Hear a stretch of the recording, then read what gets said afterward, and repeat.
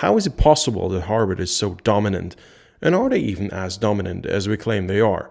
Now that's the start phase. Super interesting already, because Harvard is doing something better than almost all other crews. They don't let themselves be pushed.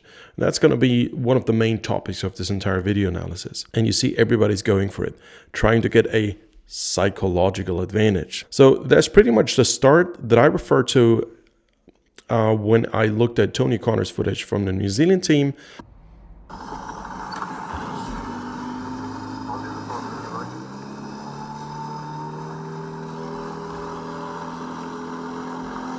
It's pretty much a similar start as I compared Australia to Netherlands at the grand final of the Henley Royal Regatta 2025. It's a very similar way to move the boat. And we are off in the final of the 2025 Grand Challenge Cup. Australia on the varsity station. And moving the boat is exactly what it's all about. So rather than getting the stroke rate high, they are going for both speed and rhythm and trying to find their game right away.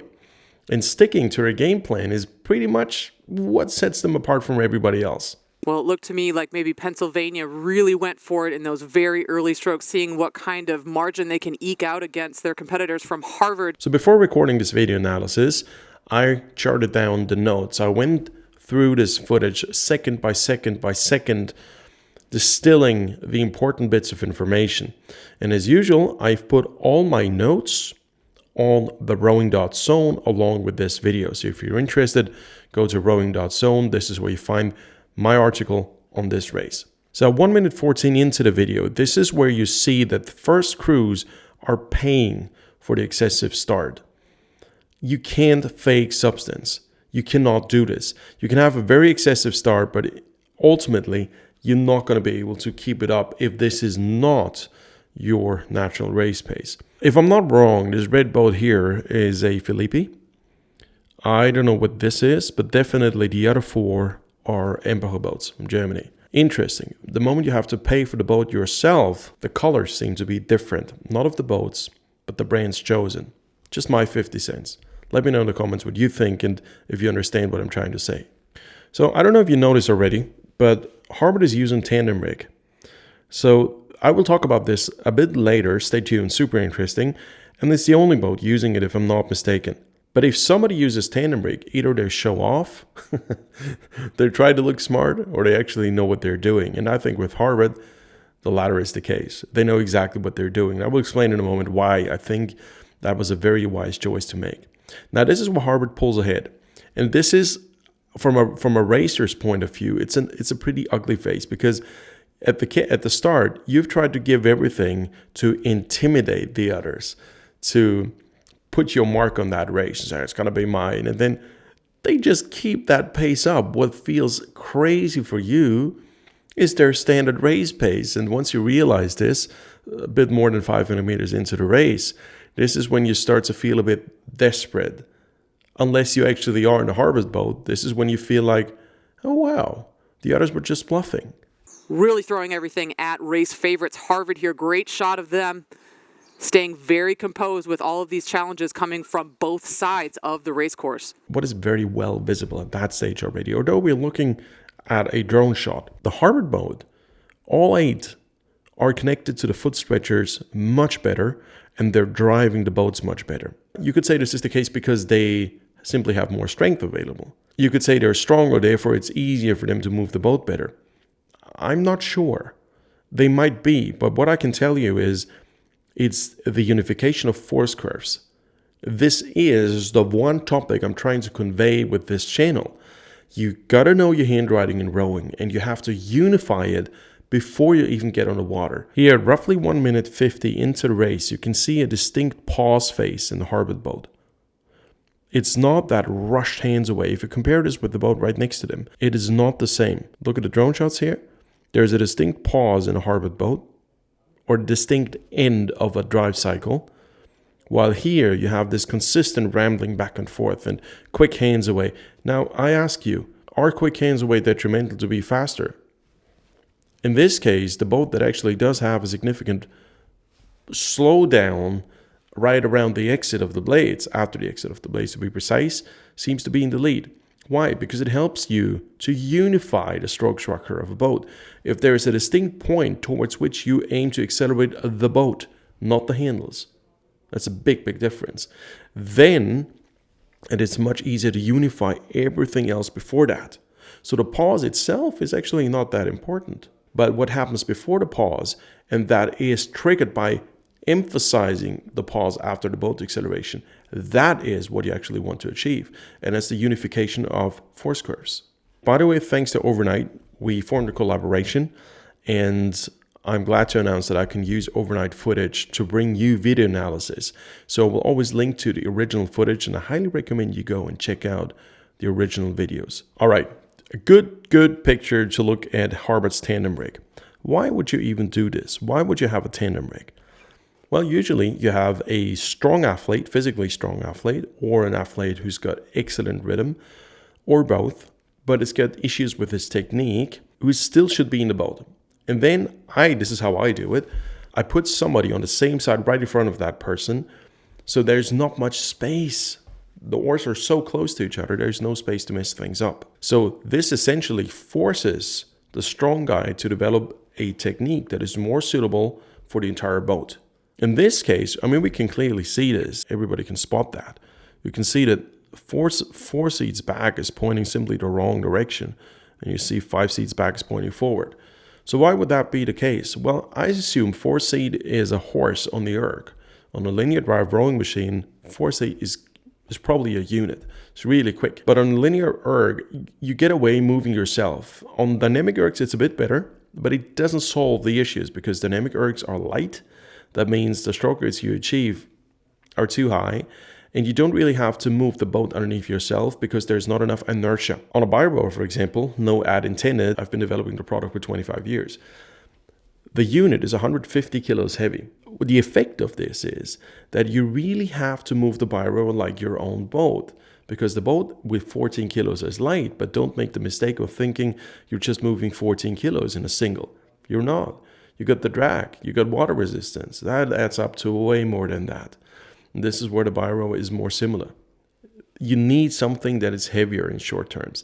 And you need to teach a rower that, hey, it's not about moving yourself. It's not about where the seat is.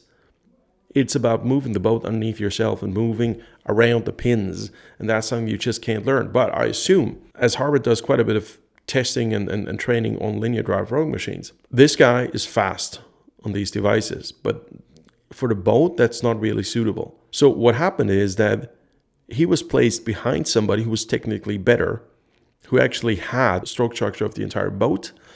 So he was forced to move with the boat. You can't solve all the issues. There's not enough time in a season. But there are exercises for you at home that you could do. For example, seated good mornings, standing good mornings.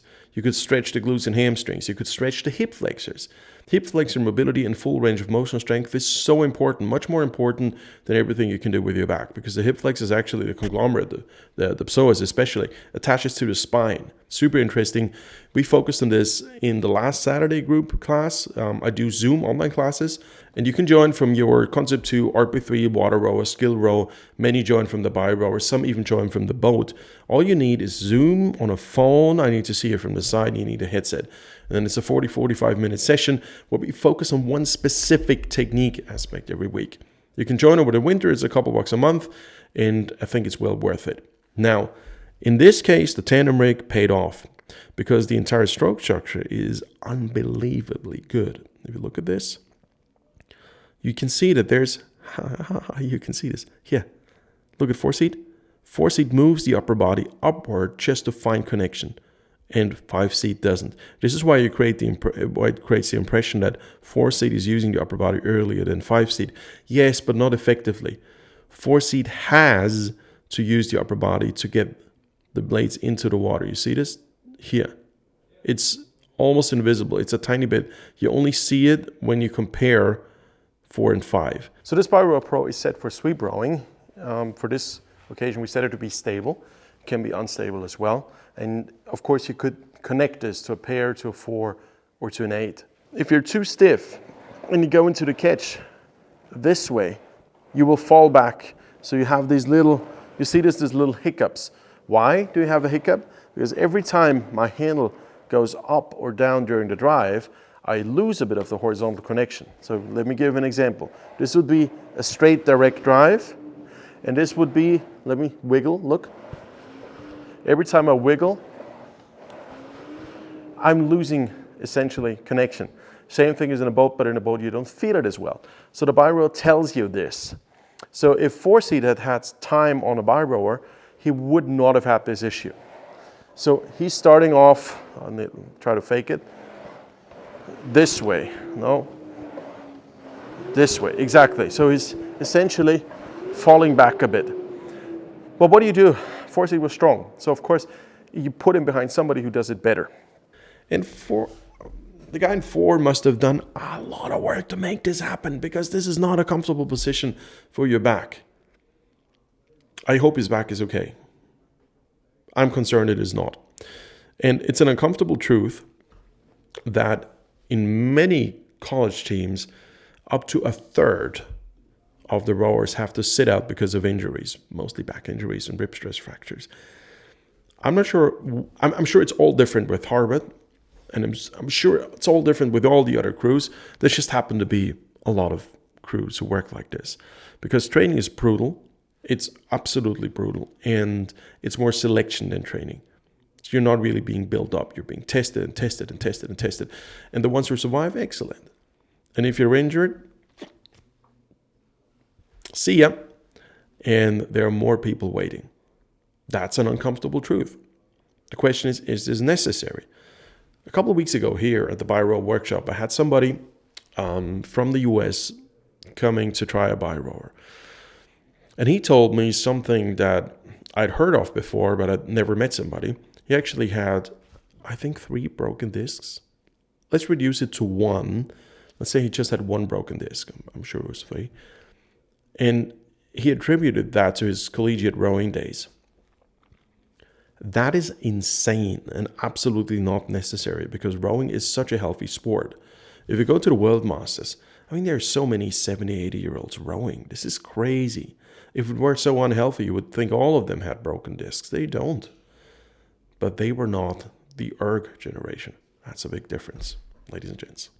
Let's get back to the topic. Dartmouth is the one who's giving the best chase to Harvard right now. Harvard's got 4 seats on Dartmouth. Now watch out. There's going to be an air stroke anytime soon. Here we are. 6 seed is making an air stroke. Do you see this? Here, his conditions were super choppy. Good, good, good. And now air stroke. You see this? He's catching. He hits a wave now, so he cannot prepare. He gets the splash here from 3 seed. See this? Splash from 3 seed. He hits the splash. Bah! Blade is hit off the water. Now he is not in his usual motion pattern. And now, when he wants to catch, he's too far away from the water. Now, you see how much we are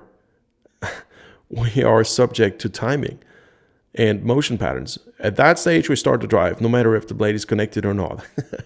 Of course, towards the end of a race, you do that. But in this case, blade's not connected. There was no time to reflect, oh, my blade hits off the water. No, give me time to connect. There is no time. So you do the stroke no matter if you're connected or not. Looks out, everybody else, and see, this is exactly where the pause at the finish comes in. He still holds a bit of a pause, does the finish with everybody, and just joins in again. Let's look at this one more time. Watch out, air stroke, and pause, and as if nothing had happened. That is Harvard's strength. Rhythm, rhythm, rhythm, rhythm. This is how you move a boat. Oh, look at how choppy this is. This is not comfortable to row. This is close to white caps all over the place. This is where Dartmouth puts in a beautiful push. For me, they are not just the second place, but also the second best crew. Their hands away is a bit hectic, and they don't set the rhythm quite as nicely. But other than that, their push, they actually had substance. Otherwise, you could not have done this. They were in a league of their own. Oh yeah, by the way, can we please look at 7 seed of Dartmouth? Look at that. Dartmouth is here. Oh, that drive into the body mass, into the finish. so close for the finish line. 7C, I don't know what your name is, but your rowing style, I love it. Here we go. Absolutely beautiful. Yeah, I mean, he was trying to do a bit of his own thing, and that's exactly what you should not do. So he's trying to put in an heroic effort to make the boat fast no matter what, and he's going to contribute as much as possible. I think he still does it in a way where he supports the force curves the entire boat produces. It is always better if you do this in a concerted effort. Let's say the entire crew rows like that. And now you decide it's the last 100 or 200 or 500, and you're going to put in an heroic effort, and you do this. That means you're essentially carrying the weight of the boat by yourself at the catch. A boat weighs roughly a ton with the rowers, so you're not going to do much. But you will be missed during that phase of the stroke, so the second phase of it. Therefore, heroic single efforts simply don't pay in a rowing boat. It doesn't work that way. So it's much better to say, good, this is the system, this is how we move the boat, and now everybody elevate the plateau. So this would be much more effective than just saying, I'm going to do this and do my own thing. Keep the curve. Stay within the curve. By the way, the crate behind me, that's going to go to the US tomorrow. So congratulations to the new proud BioRower owner. So that's where you need to practice this in training. The coxswain says, all right, we're all going to now try to build a plateau, a force curve plateau into the finish, please. I want everybody to elevate the plateau, not a peak, the plateau. That makes it clear for everybody, oh, we want that curve to be long, not just a brief moment of glory in the force curve. And this is exactly what you should be doing. And Harvard, I think, does this better than Dartmouth does. So at that stage, Harvard is being pushed one more time. They're being asked questions and questions and questions and questions. And this is where they respond. You see the beautiful connection into the finish. All of them moving together. Beautiful connection into the finish. Being connected to the foot stretchers. They're not trying to hectically increase the stroke rate. They're going through drive and drive phase based rowing. It cannot get any better than this.